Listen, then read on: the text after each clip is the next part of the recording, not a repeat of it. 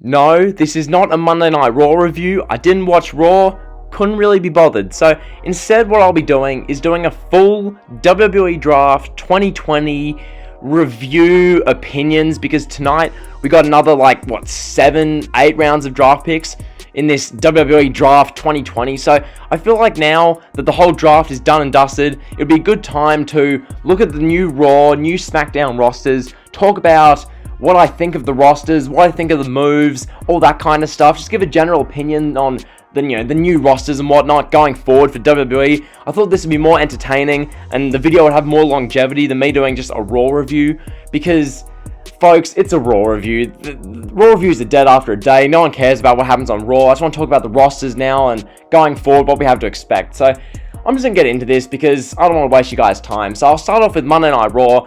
The Raw roster has 22 singles male wrestlers. So Drew McIntyre, our WWE champion, didn't move, that makes sense. Bobby Lashley, the US champion, he's still on Raw. R-Truth is still on Raw. AJ Styles is now on Raw. Fair enough. The Fiend, this is the big thing on Raw. The Fiend is now on Raw. Fine, good on him. So the Fiend's on Raw. Randy Orton, Braun Strowman, Matt Riddle, Jeff Hardy, Keith Lee, Ricochet, Elias, who returned tonight. Some people are trying to make that into a big deal. It's Elias.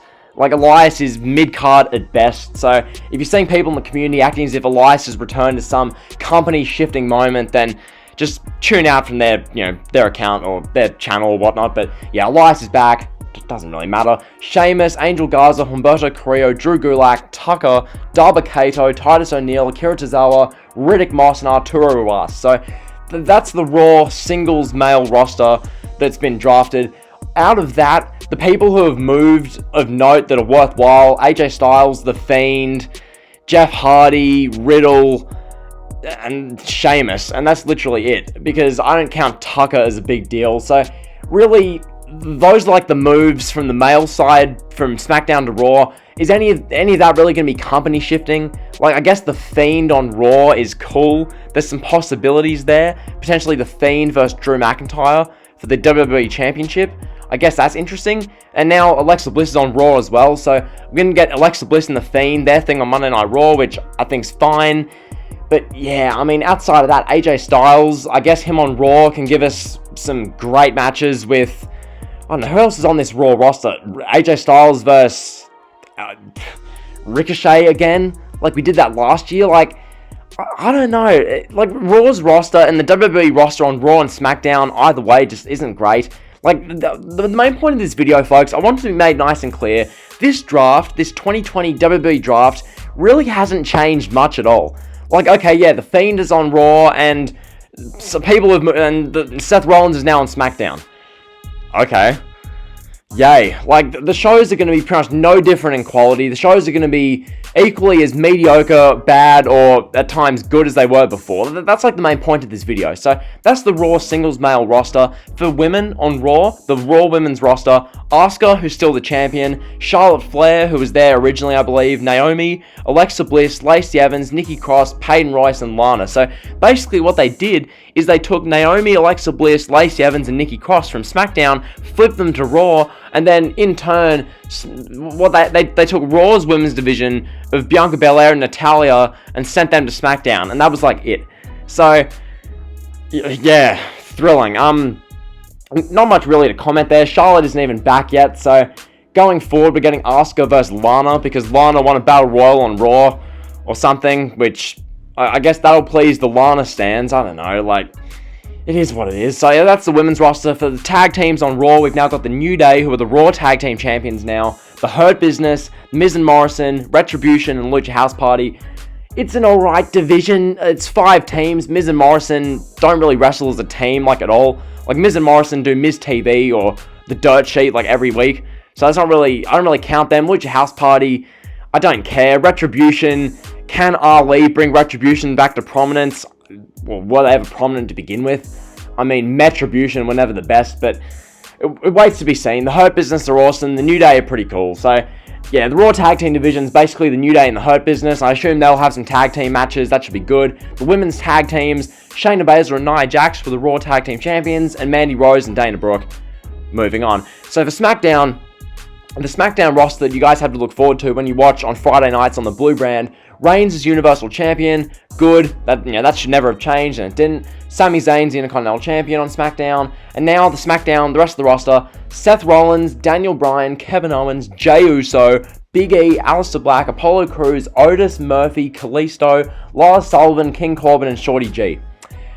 Okay, so essentially what's happened to the SmackDown roster for singles male wrestlers, what's happened is Seth Rollins, Murphy, Rey Mysterio, Kevin Owens, this whole storyline, this whole thing has moved from Raw to SmackDown, and Lars Sullivan's moved to SmackDown as well. That's literally all that's happened, folks. We've had the Monday Night Messiah and everything to do with that, as well as Lars Sullivan. They've moved from Raw to SmackDown, and literally outside of that, nothing has changed. Nothing has changed. Aleister Black's on SmackDown. Oh, Kevin Owens is now on SmackDown. Oh, yay. Whoa. Owens was on SmackDown a year ago. It's really hard to establish legitimate brand identity when someone like Kevin Owens just flip-flops show to show. Last year, he was doing the thing with Shane McMahon for a year, and then he proceeded to do the stuff on Raw with Samoa Joe, Seth Rollins, Rey Mysterio for 8 months, and now he's back on SmackDown. So, I'm struggling to really connect to, a move like Kevin Owens, So, that's that. For women, Bayley, Sasha Banks, Bianca Belair, Carmella, and Natalya. Okay, so, basically, Bayley and Sasha Banks, whoever wins that feud, which probably will be Sasha Banks, will fight Bianca Belair. Yay. That's the SmackDown Women's Division. For the tag teams, the Street Profits, who are now the SmackDown Tag Team Champions, because them and the New Day did a belt swap. Cesaro and Shinsuke Nakamura, Dolph Ziggler and Bobby Roode, and then Rey and Dominic Mysterio. That's the tag team division. Rey and Dominic, I don't even count as a tag team. They're more so just... they're together, but they're going to be involved with Rollins, probably. So, you have three tag teams on SmackDown. And then for the women's tag teams, you've just got the Riot Squad on SmackDown. So, those are the rosters. That's what you have to look forward to if you want to watch Raw or SmackDown. Nothing really... once again, just to do one final recap of everything. So, The Fiend and AJ Styles and Jeff Hardy and Matt Riddle are now on Raw, as well as Naomi, Alexa Bliss, Lacey Evans, and Nikki Cross. So, the women's division from SmackDown's just moved over to Raw. And the New Day is now on Raw. So that's the moves to Raw. To SmackDown, literally the Monday Night Messiah stuff with Rollins, Mysterio, Owens, Black, they've all moved from Raw to SmackDown. And Bianca Belair's moved to SmackDown. That's literally it. So, in conclusion, what do you need to know? The 2020 WWE Draft, from SmackDown and Raw, 5 hours worth of content, the draft picks themselves. Will any of this change Raw or SmackDown? No. Raw and SmackDown are going to be the same shows as we've consistently seen. I guess SmackDown could get worse, because every week we're going to have to see the Mysterio, Rollins, Kevin Owens, Aleister Black storyline every week. So I guess in that regard, SmackDown could get worse.